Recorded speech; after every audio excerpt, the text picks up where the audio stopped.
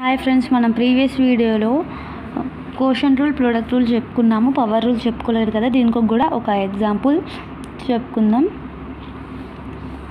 Log 25/5. Okay, అప్పుడు ఏమవుతుంది? ఈ 25ని మనం ఎల్సిఎం చేసుకోవాలి. 5² వస్తుంది. అప్పుడు ఈ 2 అనేది ముందుకు వెళ్ళిపోతే 1/2 అవుతుంది. 1/2 log 5/5.